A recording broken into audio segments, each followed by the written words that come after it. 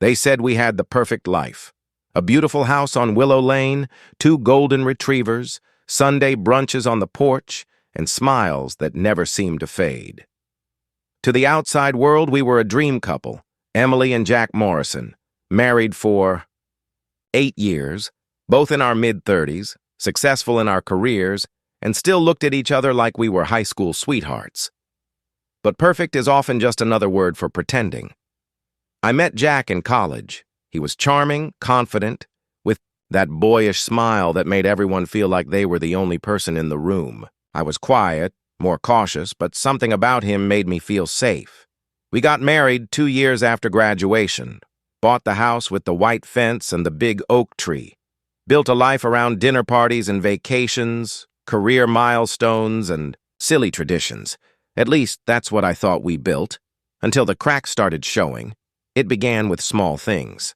Jack started coming home late more often. He blamed it on work, new clients, late meetings, sudden deadlines. I believed him at first. I always trusted Jack. But then he started keeping his phone on silent, taking it with him everywhere, even to the bathroom. He never used to do that. I asked him once, "Is everything okay?" He smiled and kissed my forehead. "Just stress, Em. Work is crazy these days. I promise everything's fine." I wanted to believe him, so I did. One Saturday morning, I was cleaning the guest room closet when I found it, an unfamiliar shoebox pushed behind an old suitcase. Inside were receipts, dozens of them. Fancy restaurants I'd never been to, hotel bookings I never knew about, a jewelry receipt for a necklace I'd never received. My stomach sank. The dates on the receipts matched the nights he claimed to be, working late. I sat on the floor for hours, staring at that box, hoping there was another explanation. That he was planning a surprise. That maybe he was helping a friend. That I was overthinking. But the truth was in my chest before it reached my head. Jack was cheating on me. I didn't cry that day. I felt numb, cold, like someone had turned off the world's color. That night, I made dinner like I always did. Pasta, with garlic bread, his favorite. He came home around 9 p.m. and acted normal, kissing me on the cheek, asking about my day. I watched him smile and laugh like everything was normal. I wanted to scream, but I stayed quiet. I needed time to think. The next morning, I followed him. He said he was going to the gym, but instead I saw him drive across town to a small apartment complex. He parked, got out, walked straight into apartment 3C like he'd done it 100 times. He didn't see me waiting in my car down the street. I didn't need to see the woman. I'd seen enough. For the next week, I pretended everything was fine. I smiled. I laughed. I made his coffee just the way he liked it, but every moment I was unraveling inside. I kept looking at him and wondering, how long had this been going on? Was it one woman or many? Did he ever love me? Or was our entire marriage built on lies? I wanted answers, but I also wanted revenge. I started doing my own research. I copied down phone numbers from his call logs when he wasn't looking. I checked his emails at night when he fell asleep. I even followed him twice more to the same apartment. That's when I saw her. She was young, mid-20s maybe, long black hair, wearing one of Jack's old hoodies. She looked comfortable, like she belonged there. I snapped a photo of them on my phone, him holding her hand, her laughing into his shoulder. It broke something in me. Back at home, I printed the photo. I placed it in an envelope along with a copy of the necklace receipt. On the outside, I wrote, "To the woman who thinks she knows Jack Morrison." Then I mailed it to the apartment. I don't know what I expected. An angry phone call, a confrontation, maybe even a thank you. But I heard nothing, until 4 days later. Jack came home early that evening. He looked rattled, pale. He didn't say a word at first. Just sat on the couch with his head in his hands. "What's wrong?" I asked, pretending not to know. He looked up at me, eyes full of guilt. "Emily, I have to tell you something. I sat down across from him, heart pounding. I've been seeing someone else, he said. It started a few months ago. I didn't mean for it to happen. I didn't plan it, but I care about her. And I don't know how to fix this. There it was. The truth. I looked at him, calm and expressionless. I know, I said. He blinked. What? I know everything, Jack. The apartment, the receipts, her. He looked like he had been slapped. Why didn't you say anything? Because I wanted to see how long it would take you to admit it. Silence filled the room. He opened his mouth to speak, but I stood up. I need you to leave. Em, please. We can talk. No, I said.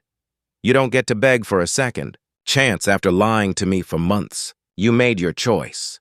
Now you have to live with it. He stood, looking around like he didn't know where to go. This is still my house. Not for long, I said. My lawyer will be in touch. That night, after he left with a small suitcase, I sat alone on the porch. It was quiet. The wind moved gently through the trees. The dogs lay at my feet, sensing the shift in the house. I stared up at the stars and felt something unexpected. Relief. I wasn't angry. Not anymore. I was done pretending, done hoping, done hurting. What lay ahead was uncertain, but it would be. Mine, and mine alone.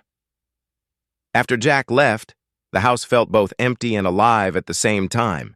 Empty because his presence was gone. No footsteps upstairs, no late-night murmurs on the phone, no half-finished coffee mugs on the counter. Alive because, for the first time in years, I felt the weight lifting off my chest. The silence was no longer oppressive. It was peaceful. I changed the locks the next morning. Then I called the lawyer. It was a small firm in town, run by a woman named Carla, who came highly recommended by a friend. I sat in her office explaining everything, quietly, without emotion, the receipts, the photo, the confession. She nodded, took notes, asked questions. When I told her Jack hadn't contested moving out, she raised an eyebrow. That'll help, she said. The divorce process began that week. Papers filed, hearings scheduled, property evaluated. Jack didn't fight much. Maybe guilt made him soft. Or maybe he truly wanted to be with her. Either way, I was grateful. I didn't have the energy for battles. I just wanted closure. But closure is never as simple as signing your name on dotted lines. Some mornings, I still woke up expecting to hear his voice in the kitchen. I still reached for 2 coffee cups before remembering I only needed 1. I kept, seeing memories in the corners of every room. The hallway where he kissed me after our first fight. The guest bathroom where he painted the walls blue and got more on his shirt than the tiles. The garden where we used to lie down after long days, dreaming of children we never had. Memories are cruel sometimes. They hold you hostage, even when you're ready to move on. One afternoon, I went into the attic. It had been years since I climbed those stairs. Dust clung to everything. Old boxes, forgotten furniture, childhood photo albums, Christmas decorations. I found one labeled Jack plus M in thick black marker. Inside were mementos from our early years, movie tickets, love letters, Polaroids from our honeymoon in Greece. His handwriting on a napkin. Grow old with me. The best is yet to be. I sat with that box for hours, not crying. Just remembering. Not because I missed him, but because I wanted to understand how something that once felt so real could fall apart so quietly. The days rolled into weeks. I filled my time with small things, cleaning, organizing, gardening. I joined a yoga class. I started baking again, something I hadn't done since year 3 of our marriage. I even painted the bedroom walls a soft green, my favorite color, not his. Slowly, the house began to feel like mine. One Sunday morning, I was walking the dogs through the park when I saw a familiar figure by the lake. It was Jack. He was sitting, alone on a bench, looking down at the water. thinner, tired. He looked up and saw me. We both froze. I thought about walking past him, pretending I didn't see. But something in me wanted a final word. So I walked over. "Emily," he said, standing up. "Jack." He looked unsure, like he didn't know if he should hug me or apologize or walk away. "You look good," he said. "I feel good." A pause. "I wanted to say sorry," he said quietly, "for everything." I nodded. "Thank you." "She left," he added after a moment. I raised my eyebrows. "The woman?" I asked. He nodded. "A few weeks after, everything. Said she didn't want to be with a married man, even if I wasn't married anymore." I didn't know what to say to that. "I didn't come here to make excuses," he continued. "I just wanted to tell you I'm sorry. I ruined the best thing that ever happened to me." "You didn't ruin me, Jack," I said calmly. "You ruined what we had, but I'm not broken." His eyes glistened. I turned to leave. "I hope you find peace," I said over my shoulder. "You too, Em." Later that week, I received the final divorce decree in the mail. Just like that, it was official. Emily Morrison was no more. I was Emily Lane again, my maiden name.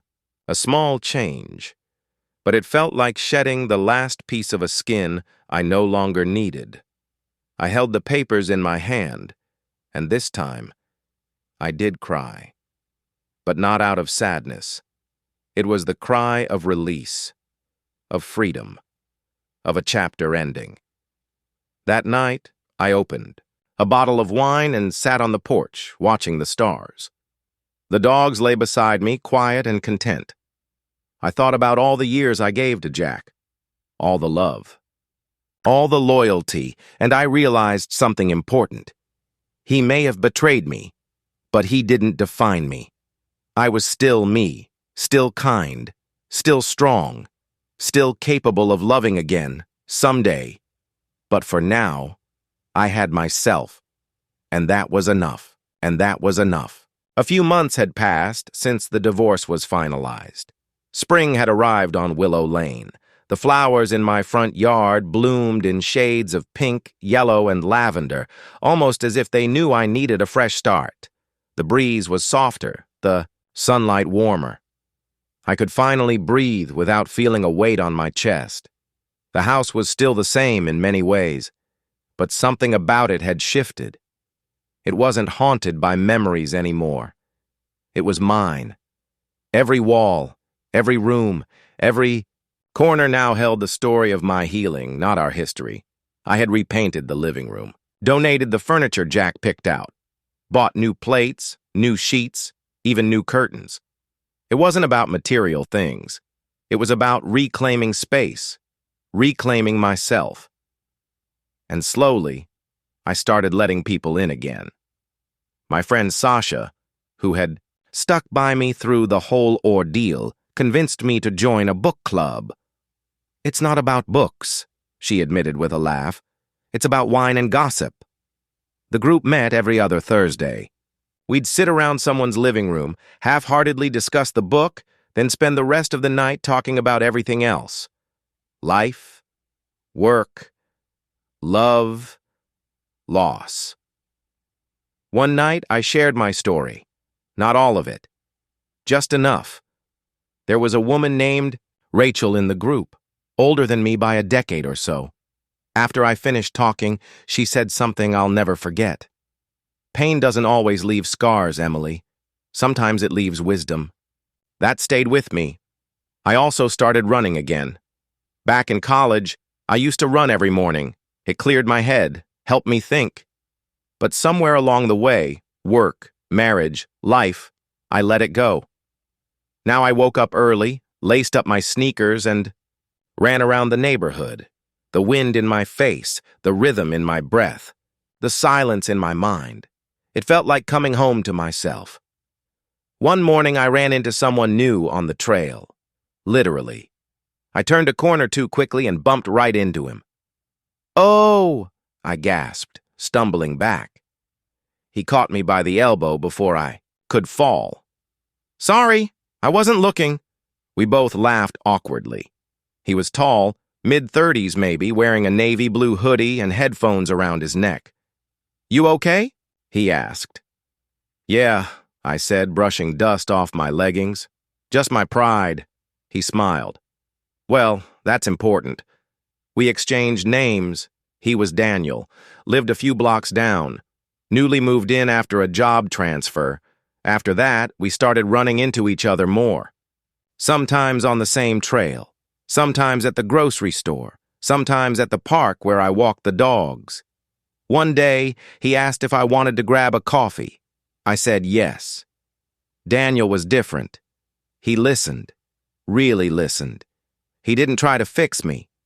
He didn't push for more. He just showed up, consistently, kindly. We talked about books, travel, family. He told me about his divorce 2 years ago, how it shattered him, how he rebuilt piece by piece. He never asked for details about my past, but when I offered them, he listened without judgment. One day, he said something that made me pause. I don't want to be the reason you heal, but I'd love to be someone who walks beside you while you do. It was gentle. It was honest. It was everything I didn't know I needed, but I was still scared, still unsure, still carrying the memory of betrayal like a bruise that hadn't faded yet. I told him that. He nodded. Then I'll wait. He never pressured me, never rushed anything, just became a quiet, steady presence in my life. We spent afternoons at the lake, evenings cooking together. He brought over his dog, a clumsy Great Dane named Max, and the 3 dogs became an unlikely pack. One night, after a long walk, he reached for my hand, and I didn't pull away. A year later, I found myself in the backyard, planting new flowers, daisies, my mother's favorite. Daniel was helping dig a hole for a small tree we bought together. He looked over at me, dirt on his cheek, and smiled. What? I asked, laughing. You look happy, he said. I thought about it. I am. And I meant it.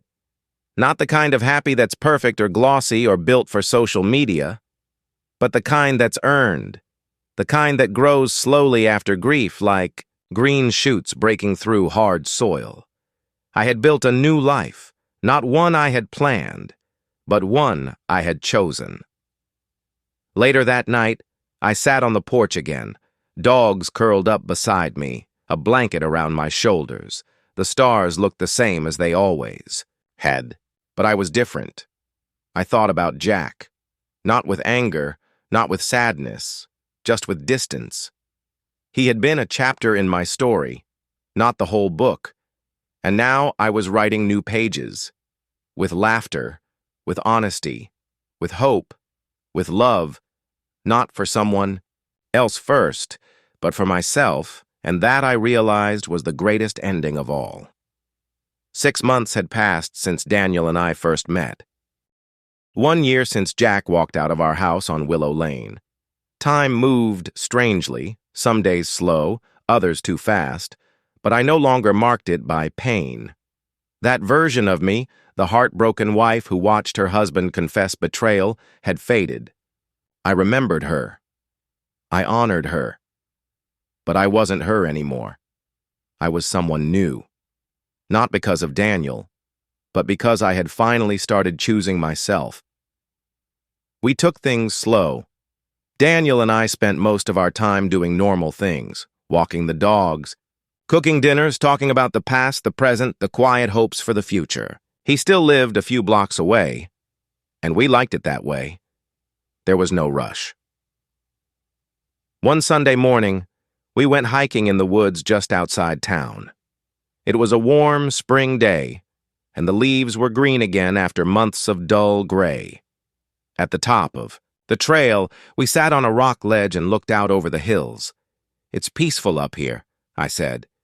He nodded. You seem at peace, I smiled.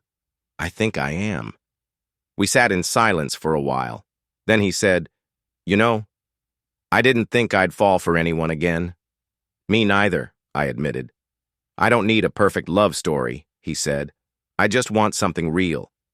I reached for his hand. Then let's write it slowly. That evening, I returned home alone. The dogs greeted me like I'd been gone for days. I laughed and knelt to hug them both. As I fed them, I noticed an envelope on the kitchen counter.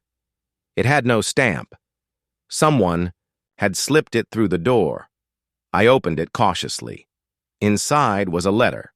From Jack. I stared at it for a long time before I sat down to read. Emily, I've started this letter 100 times. Every version sounded like an excuse, so I'll be honest. I hurt you in ways I can never undo. I don't expect forgiveness. I just want you to know I'm sorry, not just for cheating, but for not being the man you believed in. I see it now. I see how you loved me with everything, even when I gave you less and less in return. I hope, wherever life has taken you, that you're happy. That you found someone who gives you the love I failed to give. You deserved so much more. I'm leaving town for good, starting over somewhere far. I thought, I owed you one last goodbye. Thank you for everything you gave me, even when I didn't deserve it. Jackie folded the letter and placed it back in the envelope. Then I opened the back door, walked outside, and lit a match. The flame caught quickly. The paper curled and blackened. I stood in the yard, watching the past burn, and felt no sadness. Only closure. 3 months later, Daniel moved in. It wasn't a big moment. No speeches, no Instagram post. Just a conversation over breakfast. We spend every night together anyway, he said, sipping coffee. I grinned. So you just want easier access to the kitchen? That, too. It was a quiet merging of lives. He brought his books, his coffee, Machine, his goofy dog, and his quiet strength. I made space. He didn't replace Jack. This house would always have history. But Daniel added new memories, ones filled with laughter, comfort, safety. One night, months later, we sat on the porch with wine in hand and dogs at our feet. I turned to him and asked, "Do you ever worry we're too damaged to make this work?" He looked at me with steady eyes. I think the cracks make us stronger. We let the light in now. I nodded. Then I leaned against his shoulder, heart calm. Because for the first time in years, I wasn't afraid. The house on Willow Lane had once been a place of betrayal, silence, and sorrow. Now it was a home again. Not perfect, not always easy, but filled with truth, laughter, and second chances. The woman I had become wasn't bitter. She was wiser, stronger, and most importantly, free.